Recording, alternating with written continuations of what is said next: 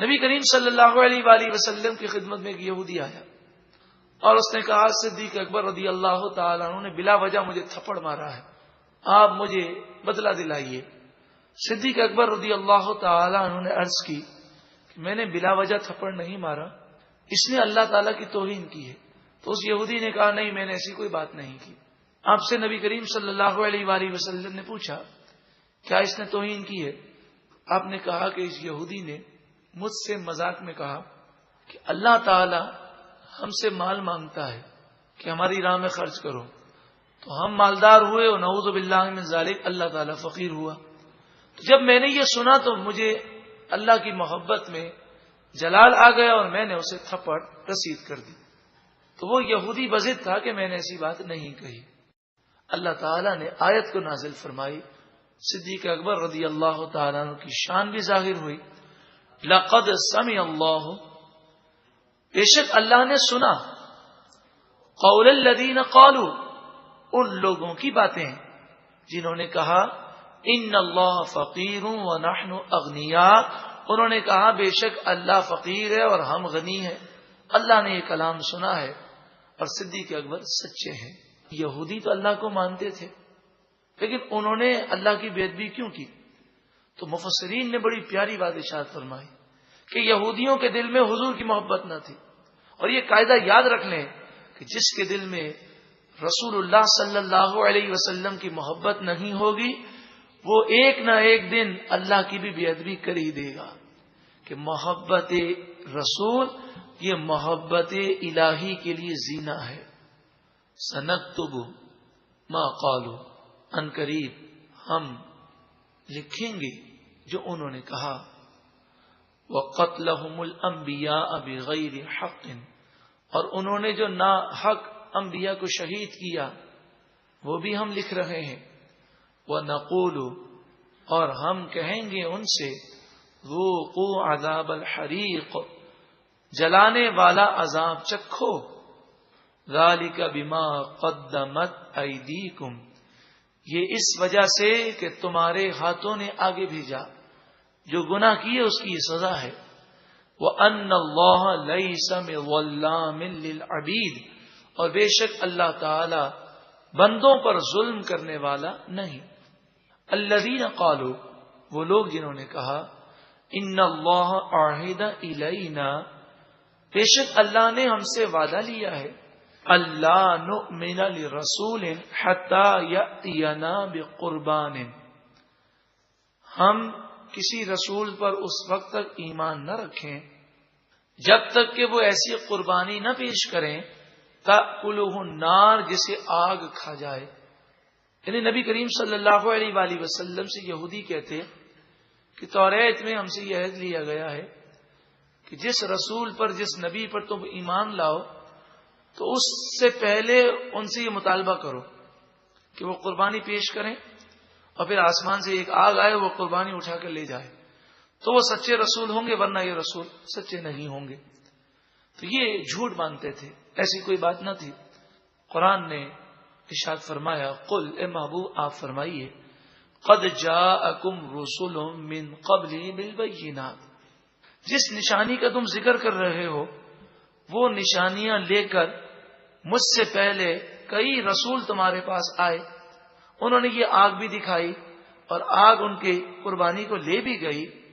وَبِالَّذِي قُلْتُمْ، اور جو تم نے کہا وہ ساری نشانیاں وہ لے کر آئے۔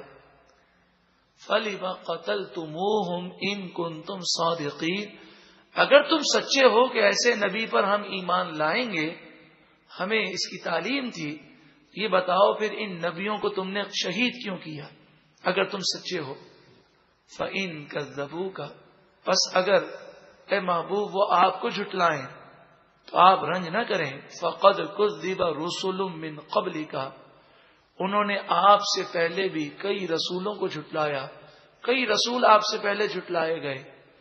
جاءوا بالبینات، روشن نشانیاں لے کر وہ آئے، والزبر، صحیفے لے کر آئے، والکتاب المنیر، روشن کتابیں لے کر آئے، پھر بھی ان کی امتوں نے انہیں جھٹلا دیا اور امتیں تباہ و برباد ہو گئیں۔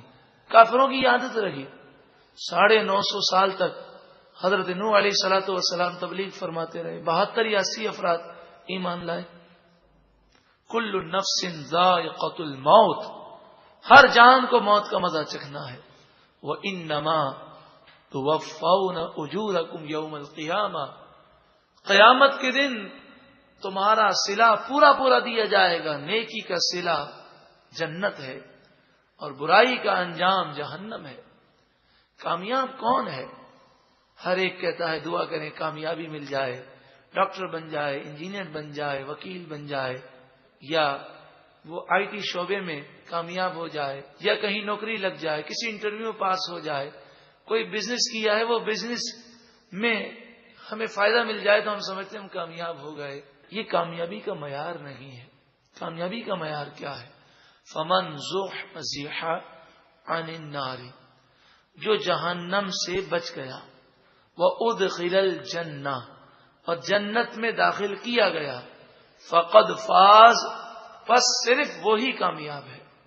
اللہ ہمیں جہنم سے بچائے اور جنت میں داخلہ نصیب فرمائے. اور دنیا کی کامیابی، اس کی تو کوئی حقیقت ہی نہیں ہے. وما الحیات الدنیا الا متاع الغرور، دنیا کی زندگی تو دھوکے کا سامان ہے. لتبلون فی اموالکم وانفسکم، دنیا میں تو اونچ نیچ چلتی رہتی ہے، ضرور بضرور تمہارے مال اور تمہاری جان میں تمہاری آزمائش کی جائے گی. تو یہ ہوگا، کبھی مال کا نقصان، کبھی جان کا نقصان، کبھی بیمار ہو گئے، تو یہ تو دنیا کا معاملہ چلتا رہے گا.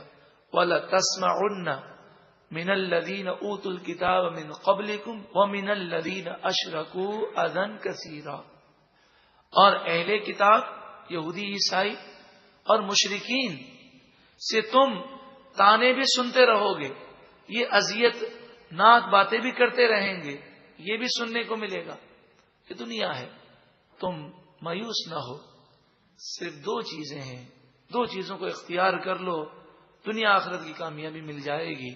وہ ان تصویروں، اور اگر تم صبر کرو، وہ تتقو، اور پرہیزگاری اختیار کرو، تو دونوں جہاں میں کامیاب ہو جاؤ گے. لیکن صبر کرنا اور پرہیزگاری اختیار کرنا یہ عام لوگوں کی طاقت نہیں، یہ تو بڑے ہمت والے کام ہے.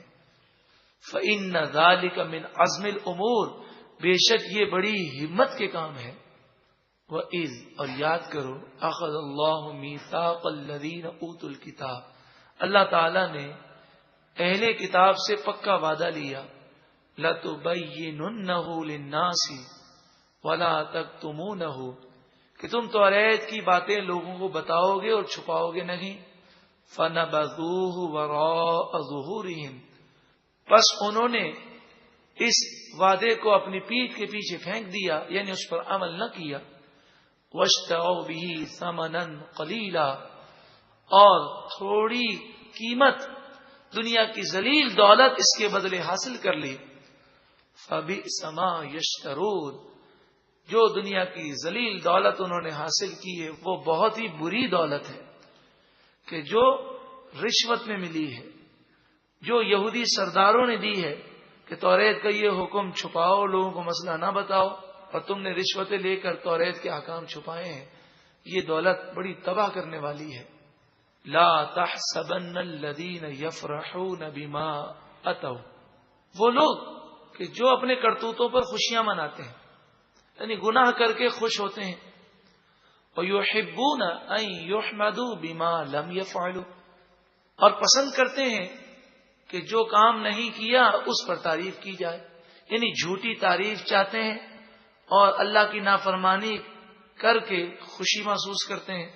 فَلَا تَحْسَبَنَّهُمْ بِمَفَازَةٍ مِّنَ الْعَذَابِ، تو اے لوگوں تم ان نادانوں کو اللہ کے عذاب سے دور مت سمجھنا، یہ اللہ کے عذاب کے بہت قریب ہیں، کہ جو جھوٹی تعریف کو پسند کرتے ہیں اور گناہ کر کے خوشی محسوس کرتے ہیں.